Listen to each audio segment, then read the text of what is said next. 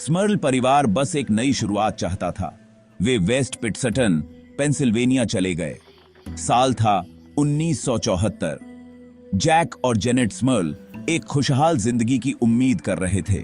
उनके परिवार के लिए बड़े बड़े सपने थे। उन्हें क्या पता था कि उनके नए घर में एक काला रहस्य छुपा है। घर 2 मंजिला था। यह पहली बार में नॉर्मल लग रहा था। परिवार बस गया। जल्द ही अजीब और गरीब चीजें होने लगीं। आवाजें, बदबू आना, चीजें अपने आप हिल जाती थीं। स्मर्ल परिवार को चिंता होने लगी। कुछ ठीक नहीं था। उनका सपना एक बुरे सपने में बदल रहा था। पहले तो परेशानियां छोटी छोटी थीं। बिना कारण के पाइपों से पानी लीक हो जाता था। दालान में कदमों की गूंज सुनाई देती थी। परिवार ने इसे नजरअंदाज कर दिया।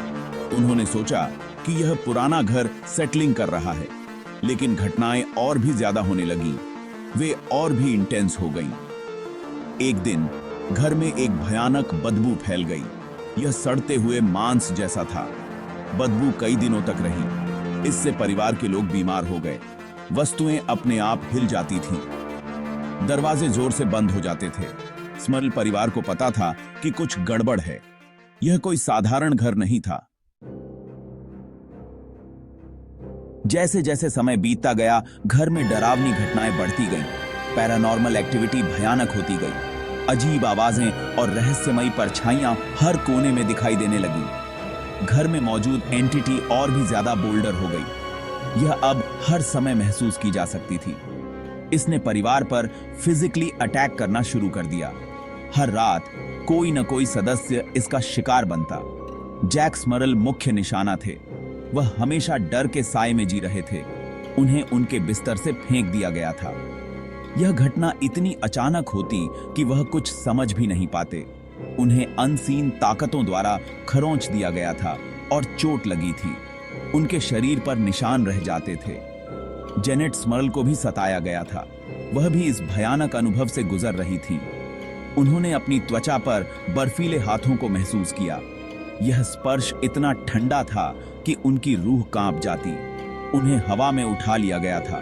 यह अनुभव उनके लिए बेहद डरावना था। बच्चों ने फर्नीचर को अपने आप हिलते हुए देखा। यह दृश्य उनके लिए किसी बुरे सपने से कम नहीं था। उनके खिलौने कमरे के उस पार फेंक दिए गए। यह सब इतनी तेजी से होता कि बच्चे कुछ समझ नहीं पाते। यहां तक कि परिवार के कुत्ते पर भी हमला किया गया। वह भी इस भूतिया माहौल से डर गया था। उसे सीढ़ियों से नीचे फेंक दिया गया। यह घटना बेहद खतरनाक थी। स्मर्ल परिवार एक रियल लाइफ हॉरर मूवी में जी रहे थे।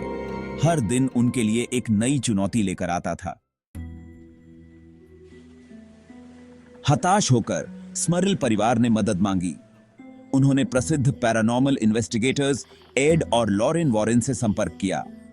वॉरेन्स एमिटीविले हॉरर केस पर अपने काम के लिए प्रसिद्ध थे। वे स्मर्ल के घर पहुंचे। उन्होंने तुरंत बुराई को महसूस किया। वॉरेन्स ने कई जांच की। उन्होंने अपने इक्विपमेंट का इस्तेमाल किया। उन्होंने अपनी साइकिक एबिलिटीज का भी इस्तेमाल किया। वॉरेन्स ने निष्कर्ष निकाला कि घर हॉन्टेड था, एक से नहीं बल्कि कई आत्माओं द्वारा। सबसे डिस्टर्बिंग खोज एक शक्तिशाली डीमन था। यह हिंसक हमलों का सोर्स था। Section 5 demons and attachments. Warren's का मानना था कि डीमन जैक स्मर्ल से अटैच्ड था। यह उनके डर और गुस्से को खा गया। डीमन परिवार को नष्ट करना चाहता था। वॉरेन्स ने कई एक्सॉर्सिज्म्स किए। उन्होंने घर को क्लेंस करने की कोशिश की, लेकिन एंटिटी ने जाने से इनकार कर दिया। स्मर्ल की कहानी तेजी से फैली। यह एक मीडिया सेंसेशन बन गया।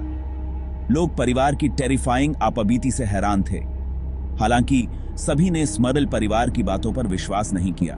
स्केप्टिक्स ने उनके दावों को खारिज कर दिया। उन्होंने कहा कि यह सब एक होक्स था। सेक्शन 6 पब्लिक स्क्रूटिनी और स्केप्टिसिज्म। स्मर्ल परिवार को इंटेंस स्क्रूटिनी का सामना करना पड़ा। उनके हर कदम पर मीडिया की नजर थी। उन पर पैसे के लिए कहानी बनाने का आरोप लगाया गया था। कई लोगों ने सोचा कि यह सब एक पब्लिसिटी स्टंट था। कुछ पैरानॉर्मल इन्वेस्टिगेटर्स ने भी उनके दावों पर संदेह किया। वे इस बात को लेकर स्केप्टिकल थे कि क्या वास्तव में कुछ असाधारण हो रहा था। उन्हें कोई सबूत नहीं मिला। कई बार जांच के बाद भी कोई ठोस प्रमाण नहीं मिल सका। दूसरों ने सोचा कि परिवार मेंटल हेल्थ इश्यूज का सामना कर रहा है। कुछ ने इसे कलेक्टिव डिल्यूजन कहा। लगातार संदेह और आलोचना ने स्मरिल परिवार पर असर डाला। वे मानसिक और भावनात्मक रूप से थक चुके थे। वे बस हॉन्टिंग से मुक्त होना चाहते थे। उन्होंने कई बार क्लेंजिंग रिचुअल्स किए और प्रार्थना की। संदेह के बावजूद स्मरिल परिवार ने अपनी कहानी बरकरार रखी। वे कभी नहीं डिगे। उनका विश्वास अडिग था। वे जानते थे कि उन्होंने क्या अनुभव किया है। उनके लिए यह एक वास्तविकता थी जिसे वे नकार नहीं सकते थे। वे अपनी कहानी शेयर करना चाहते थे। वे चाहते थे कि लोग उनकी बात सुने और समझें। उन्हें उम्मीद थी कि वे उन लोगों की मदद कर सकते हैं जो शायद कुछ इसी तरह से गुजर रहे हैं। वे दूसरों को यह विश्वास दिलाना चाहते थे कि वे अकेले नहीं हैं। Section 7, Sharing their story. This chapter delves into how the Smurl family decided to share their harrowing experiences with the world. 1986 में स्मर्ल परिवार ने लेखक रॉबर्ट कुरेन के साथ काम किया। They felt it was important to document their terrifying encounters and bring their story to a wider audience. वे अपने अनुभवों को डॉक्यूमेंट करना चाहते थे। They believed that by sharing their story, they could help others who might be going through similar experiences. पुस्तक का शीर्षक the haunted था। यह बेस्ट सेलर बन गई। The book captivated readers with its chilling narrative and quickly climbed the bestseller lists. पुस्तक में परिवार की भयानक अपबीती का विवरण दिया गया था। It detailed the eerie occurrences and the relentless torment they faced in their home. इसमें वॉरेन्स की जांच का भी पता लगाया गया था। The book also explored the investigations conducted by the famous paranormal investigators Ed and Lorraine Warren. पुस्तक ने स्मर्ल हॉन्टिंग पर और भी अधिक ध्यान आकर्षित किया। The publication of the book brought even more attention to the Smurl haunting, drawing media and public interest. इसने जनता की राय को और विभाजित कर दिया। The story sparked heated debates and divided public opinion, with some believing the family's account and others remaining skeptical. कुछ लोगों ने पुस्तक की प्रशंसा की। उन्होंने इसे believable पाया। Many readers praised the book for its detailed and believable portrayal of the supernatural events. दूसरों ने इसकी आलोचना sensationalized के रूप में की। However, critics argued that the book was sensationalized and exaggerated for dramatic effect. 1991 में The Haunted को एक टीवी मूवी में रूपांतरित किया गया था।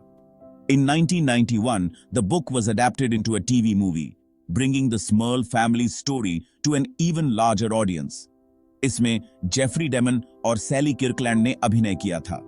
The movie featured performances by Jeffrey DeMunn and Sally Kirkland, who brought the chilling tale to life on screen. Film ने एक नई पीढ़ी को भयभीत कर दिया। The film managed to terrify a new generation of viewers, leaving a lasting impression on those who watched it. इसने haunting की प्रामाणिकता के बारे में बहस को भी फिर से जगा दिया। The adaptation reignited debates about the authenticity of the haunting, with discussions continuing in various forums and media outlets. Section 8, Escape from Evil. सालों तक हॉन्टिंग को सहन करने के बाद स्मर्ल परिवार को आखिरकार राहत मिली। वे 1987 में घर से बाहर चले गए। पैरानॉर्मल एक्टिविटी पूरी तरह से बंद हो गई। स्मर्ल परिवार आखिरकार आतंक से मुक्त हो गया। वे अपनी जिंदगी को फिर से बनाने लगे। स्मर्ल परिवार की कहानी हॉन्टिंग की सबसे प्रसिद्ध कहानियों में से एक है, जो परिवार के घर छोड़ने के साथ समाप्त होती है, बजाय इसके कि आत्माओं को निकाल दिया जाए। यह मामला पैरानॉर्मल उत्साही और संदेहियों के बीच बहस का विषय बना हुआ है। Section 9, lingering questions.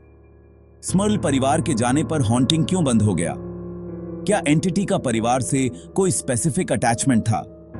क्या स्मर्ल परिवार के बारे में कुछ ऐसा था जिसने पैरानॉर्मल को आकर्षित किया, या घर ही डार्क फोर्सेस के लिए एक जरिया था? ये ऐसे सवाल हैं जो हमें इंट्रीग और बैफल करते रहते हैं। स्मर्ल हॉन्टिंग एक चिलिंग रिमाइंडर के रूप में कार्य करता है। पैरानॉर्मल एक ऐसा क्षेत्र है जिसे हम शायद पूरी तरह से कभी नहीं समझ पाएंगे।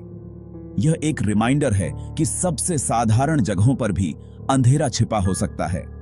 और कभी-कभी सबसे भयानक मॉन्स्टर्स वे होते हैं जिन्हें हम देख नहीं सकते।